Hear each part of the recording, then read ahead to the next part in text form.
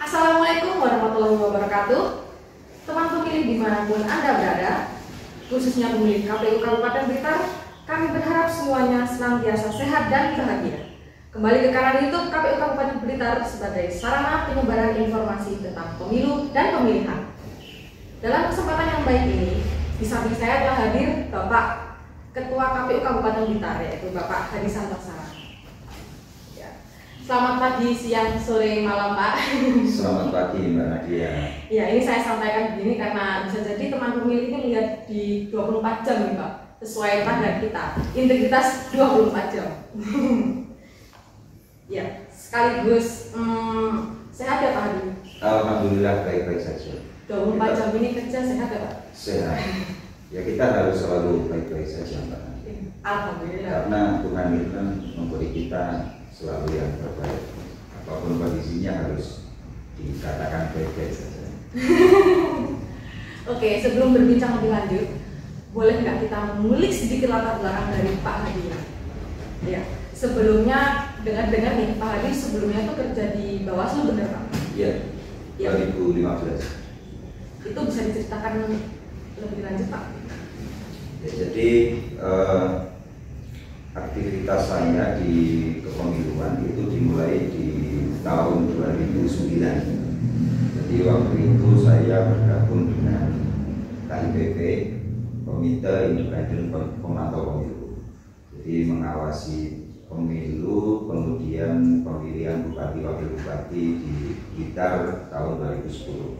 Setelah itu di 2013 saya menjadi Panwascam, aktif di Panwascam 2015, kemudian jadi ketua Panwas Kabupaten Blitar, dan karena proses saya menjalani proses lebih ke isu-isu demokrasi, isu-isu kepemiluan sampai saat ini pun akhirnya saya juga di KPU. Jadi prosesnya juga lama. Untuk di Bawaslu dan di KPU ada bedanya nggak sih Pak? Sebetulnya pada prinsipnya sama ya, karena penyelenggara pemilu itu kan ada tiga, ada KPU, ada Bawaslu, kemudian ada DKPP, yang itu ya tiga lembaga itu menjadi kesatuan fungsi sebagai penyelenggara pemilu. Ya. Jadi sebetulnya sama saja, mau menjadi KPU, mau menjadi Bawaslu. Intinya dua lembaga itu kan mengawal demokrasi. Kalau dari segi Pak Hadi sendiri, lebih enak mana nih? Kerja di Bawaslu apa di KPU Pak? Ya, sebetulnya sama saja ya, sama saja. Tergantung niat kita. Kalau niat kita itu pengen mengabdi kepada negara, pengen berkontribusi terhadap proses demokrasi, itu mau dimanapun, mau di Bawaslu, mau di KPU, sebenarnya sama saja. Kalau soal enak ya semuanya tergantung persepsi kita, menikmati pekerjaan, menikmati segala situasi, menikmati dinamika, itu kan tergantung kita, ya sama enaknya. Super sekali Pak Hadi. Nanti kedepannya apa ada rencana untuk melanjutkan ke jenjang setelah KPU Kabupaten Pak? Atasnya mungkin atau ke Bawaslu lagi? Ya, belum, ya nggak sampai kepikiran, belum sampai kepikiran di situ lah. Ya. Kita nikmati aja yang hari ini dulu, kita bekerja sebaik-baiknya, kita memaksimalkan kondisi kita hari ini, kita bekerja sebaik-baiknya. Terkait ke depan itu nanti impact saja. Kalau kita hari ini bekerja dengan baik, pasti nanti ke depan juga akan bisa lebih baik. Oke, kita kembali lagi ke KPU nih ya Pak ya. Ya. Kan sepengetahuan kita semua, tanggal 14 Juni 2022 kemarin sudah dilaksanakan launching tahapan pemilu serentak 2024, betul Pak? Iya. Nah, itu kan pemilunya masih tanggal 14 Februari 2024. Tapi teman pilih pasti pada berpikir, kenapa kok launchingnya 2 tahun sebelumnya? Mungkin ada alasan tertentu Pak? Ya, memang meskipun pemilu, hari H pemilu itu akan dilaksanakan di 14 Februari 2024. Itu mestinya kan ada proses ya, ada tahapan-tahapan sebelumnya yang harus kita lalui. Sebagaimana disebutkan di undang-undang itu kan juga memang tahapan pemilu itu kan harus dimulai 20 bulan sebelum hari pemungutan suara. Nah, kalau kita hitung mundur dari 14 Februari 2024, kita hitung mundur itu jatuhnya di 14 Juni 2022. Itu paling lambat memang harus dimulai di 14 Juni. Banyak tahapan yang nanti akan dilakukan, akan dilaksanakan oleh KPU sampai nanti di 14 Februari.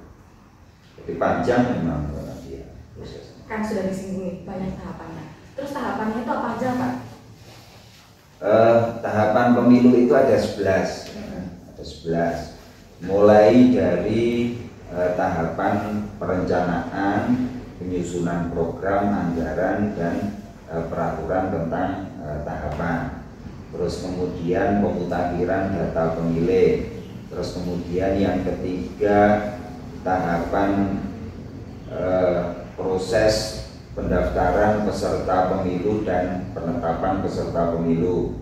Terus kemudian selanjutnya ada tahapan penataan dapil, ya, penataan daerah pemilihan. Selanjutnya tahapan pencalonan, terus kemudian dilanjutkan tahapan kampanye, masa tenang, terus kemudian hari pemungutan suara. Setelah itu proses penetapan calon terpilih dan pengambilan sumpah dan janji calon terpilih. Jadi ada 11 tahapan, dan 11 tahapan ini harus dilakukan dalam kurun waktu yang mulai bulan ini sampai nanti di Februari 2024. Oke, kira-kira sejauh mana kesiapan KPU Kabupaten Blitar dalam melaksanakan tahapan ini, Pak? Iya, sebetulnya kita sudah cukup panjang melakukan persiapan. Di 2021 kemarin kan tidak ada event pemilu maupun pemilihan, sehingga itu digunakan oleh KPU Kabupaten Blitar untuk melakukan persiapan-persiapan. Nah, ini pun juga berdasarkan petunjuk dari KPU RI, mulai dari penataan kelembagaan, terus kemudian penataan perangkat untuk melayani peserta pemilu dan pemilih. Misal ada proses pergeseran SDM kita, ada proses pergeseran, penataan, terus kemudian melakukan persiapan-persiapan kaitannya dengan pelayanan. Kita buat kita atur tentang bagaimana terkait dengan informasi publik, ya, pelayanan informasi publik. Jadi ketika masyarakat itu pengen informasi di KPU kaitannya dengan kepemiluan dan lain sebagainya, itu bagaimana informasi itu dapat kita layani dengan mudah. Sebentar, saya mau tanya terkait pelayanan ini, apa harus ke kantor KPU atau gimana, Pak? Nah, hari ini kita sudah memanfaatkan media informasi, ya. Jadi peserta pemilu, terus kemudian masyarakat itu untuk mendapatkan informasi dari KPU itu saat ini sudah tidak perlu, bisa tidak datang ke kantor. Jadi bisa datang langsung ke kantor, ya. Kita selalu melayani dengan baik melalui PPD kita. Terus kemudian kita juga melayani dengan cara online. Jadi masyarakat itu bisa menghubungi KPU melalui nomor HP, ya, melalui nomor HP yang telah kita share. Terus kemudian melalui website, ya. Jadi masyarakat itu bisa mengakses baik melalui offline maupun online. Jadi bisa lewat email. Jadi informasinya pun juga bisa kita bagikan secara online. Oke, untuk informasi itu apa menyangkut seluruh informasi atau bagaimana, Pak? Jadi terkait dengan informasi tentunya kita juga harus mentaati ketentuan yang ada. Jadi Jadi ada informasi yang sifatnya itu publik, ada informasi yang sifatnya itu memang menjadi kerahasiaan. Itu ada ketentuannya. Tapi tidak banyak ya. Misalkan yang dirahasiakan itu kaitannya dengan informasi data pribadi, ya, data pribadi pemilih, misalkan kaitannya dengan NIK, NKK, tanggal lahir, itu merupakan informasi yang harus dirahasiakan. Selain itu kita bisa melayani semua informasi kaitannya dengan kepemiluan. Oke. Dalam istilah lama pemilu ini kan ada istilahnya pesta demokrasi karena itu kolosal, membutuhkan banyak SDM dan terutama perlu diliburkan nasional. Kira-kira di ruang mana saja sih Pak pemilih itu atau masyarakat itu bisa berpartisipasi dalam pemilihan dan persiapan di tahapan ini? Ya, jadi masyarakat sebetulnya punya ruang yang luas ya untuk partisipasi dalam pemilu. Selain memberikan suara pada saat pemungutan suara, di setiap proses tahapan masyarakat bisa berpartisipasi, baik ya, berpartisipasi langsung secara pribadi maupun berpartisipasi melalui lembaga-lembaga seperti lembaga pemantau. Jadi ya luas ruangnya sebetulnya. Terus kemudian kaitannya dengan ikut berpartisipasi di badan ad hoc. Ya, mereka bisa bergabung di PPK, bisa bergabung di PPS, bisa bergabung di KPPS. Pada saat pemutakhiran data juga bisa bergabung di Pantarwe. Kalau di pilkada namanya PPDP, tapi kalau di pemilu itu namanya Pantarwe. Bisa di lembaga pemantau pemilu. Nah, disitulah masyarakat bisa untuk berpartisipasi di situ. Nanti PPK, PPS itu mungkin akan kita bentuk di akhir-akhir tahun ini ya. Karena tahapan pemutakhiran data pemilih itu akan dimulainya sebetulnya Oktober, tanggal 14 Oktober sudah mulai. Tapi tahapan pemutakhiran data pemilih yang melibatkan PPK, PPS itu baru akan dilakukan pada saat pencoblosan itu di bulan Februari. Nah, sebelum itu tentunya PPK, PPS itu harus dibentuk. Bulan Januari itu harus terbentuk sehingga mulai rekrutmen ya kira-kira itu mulai bulan November Desember itu sudah mulai kita rekrut. Nah, kita berharap banyak masyarakat nanti yang ikut yang mendaftar untuk mengikuti seleksi dan berkontribusi berpartisipasi di badan ad hoc kita. Wah, sudah ada bocoran ini untuk persiapan teman-teman. Mungkin ada yang mau berpartisipasi membantu kita dan ikut merayakan pesta demokrasi kali ini. Oke, Pak Hadi tadi sudah membahas 11 tahapan nih. Kira-kira tahapan yang dalam waktu dekat ini atau sedang berlangsung ini apa ya Pak? Di 2022 ini ada beberapa tahapan yang akan kita laksanakan ya. Mulai dari tahapan pendaftaran partai politik peserta pemilu, terus kemudian tahapan pemutakhiran data pemilih, terus kemudian tahapan penataan daerah pemilihan, sampai nanti di bulan Desember itu sudah masuk tahapan pencalonan, yaitu tahapan pendaftaran peserta pemilu untuk calon anggota DPD.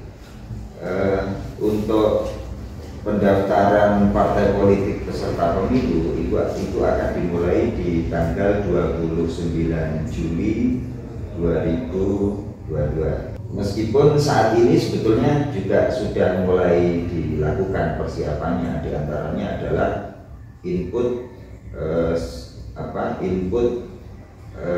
kelengkapan persyaratan ke dalam sistem sipol ya, sistem partai politik, yaitu perangkat yang digunakan oleh KPU dalam proses pendaftaran peserta pemilu. Terus kemudian pendaftaran partai politik itu di 1 Agustus. Pendaftaran itu dilakukan selama 14 hari.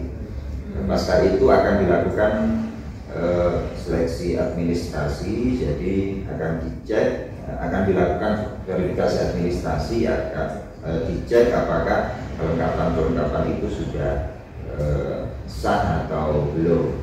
Nah, setelah dicek nanti akan diturunkan ke KPU provinsi, KPU kabupaten kota untuk dilakukan verifikasi. Yang itu waktunya sampai nanti di tanggal 13 Desember 2022. Tanggal 14-nya itu penetapan partai politik peserta pemilu.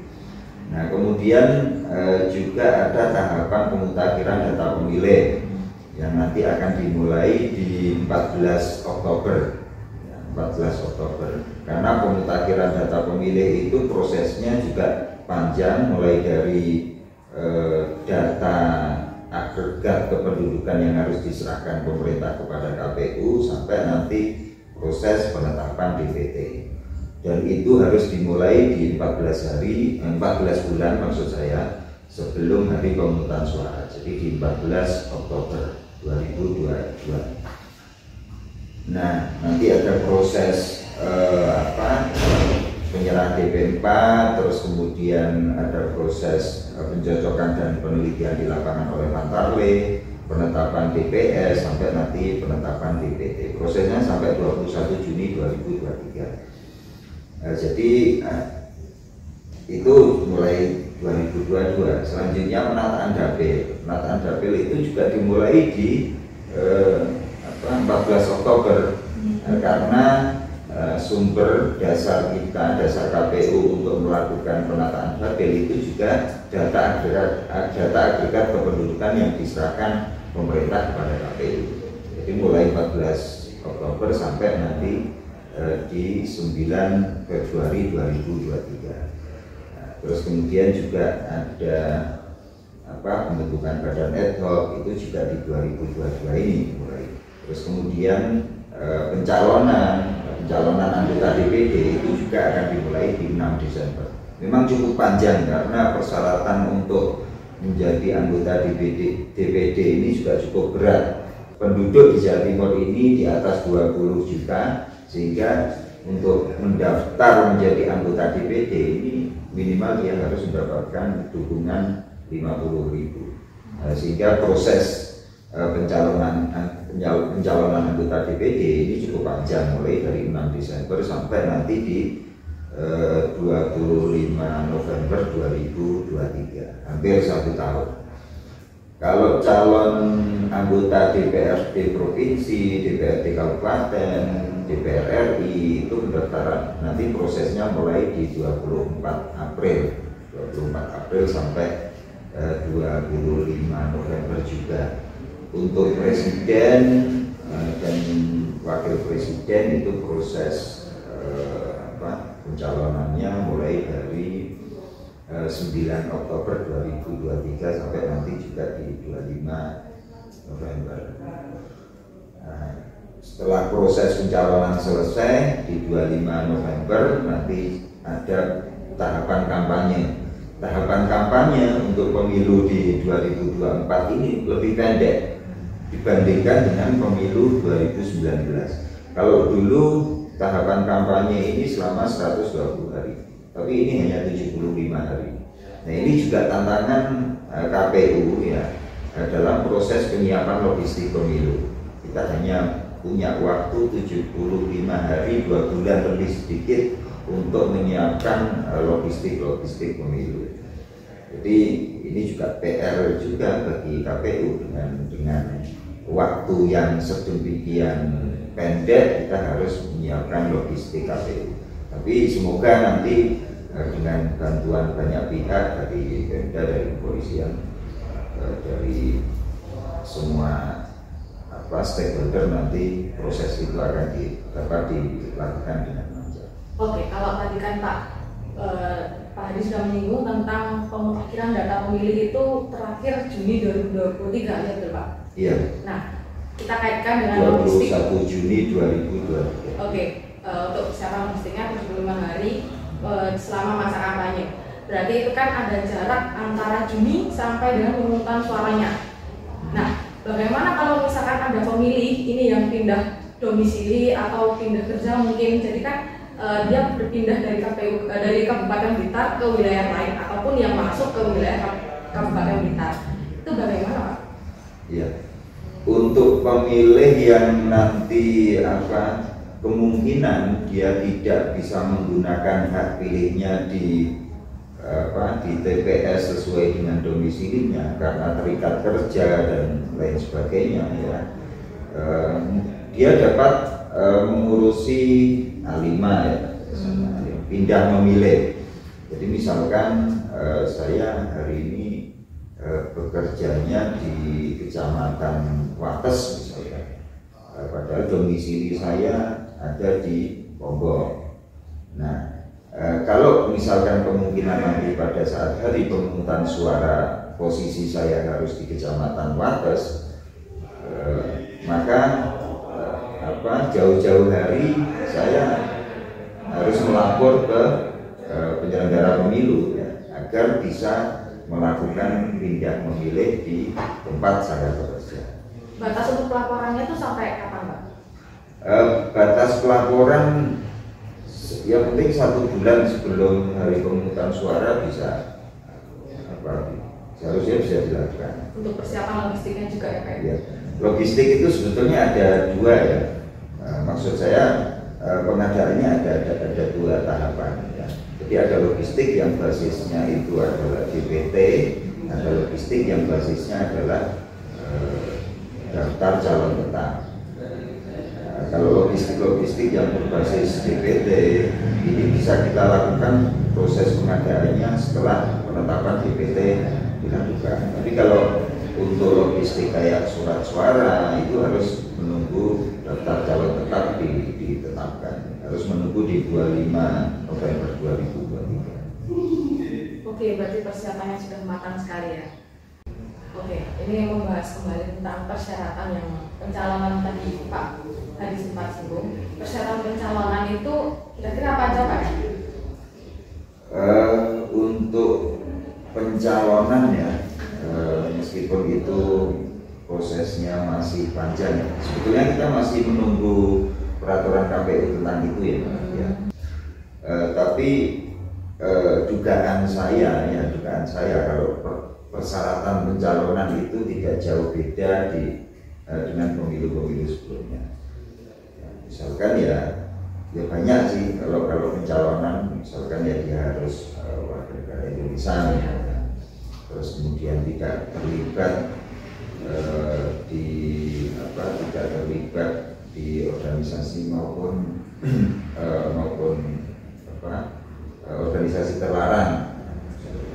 Terus kemudian ya ada syarat yang berbeda-beda. Kalau syarat menjadi calon presiden ini tentu juga ada yang berbeda dengan syarat-syarat menjadi anggota legislatif.